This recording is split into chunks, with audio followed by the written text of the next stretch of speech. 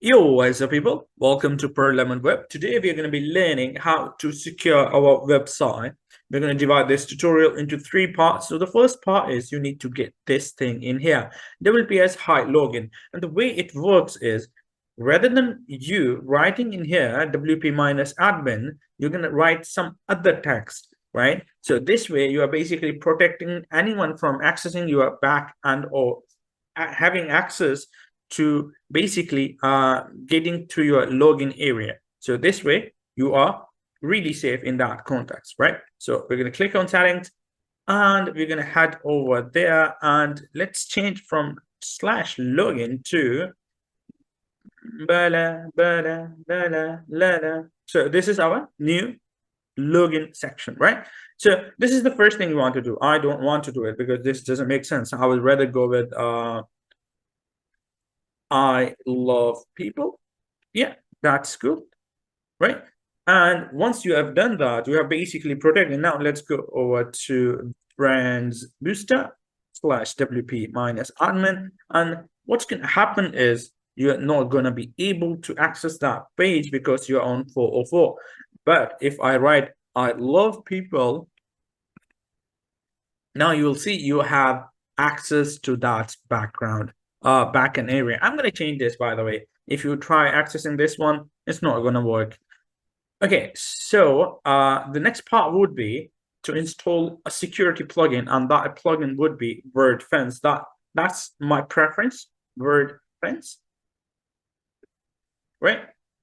And what you need to do is just install it and get it ready, and that's all. Let's get this installed first, and we're going to move towards the last step. Right. Okay.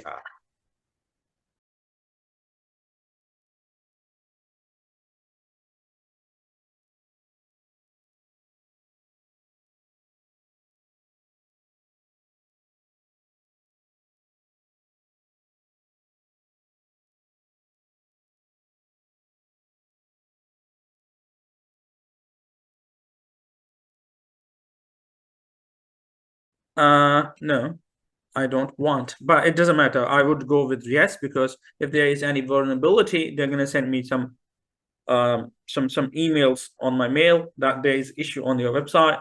You have some plugin that's not updated, and so on and so forth. So the free license has been installed.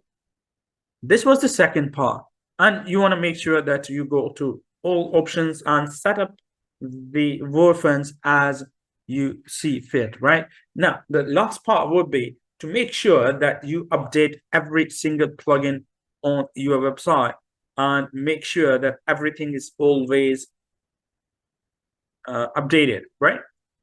Yeah, this is all. And I think you are basically this way protecting yourself against those 95% attacks that could have been really bad and could have really destroyed your website. Now you won't have that issue at all. Now you are protected 95%. 5%, the reason I'm saying is you're not protected because you never know. There's always some vulnerability inside, maybe the new update that that WordPress itself introduces. So that was all, and I'll see you in the next one. Bye bye.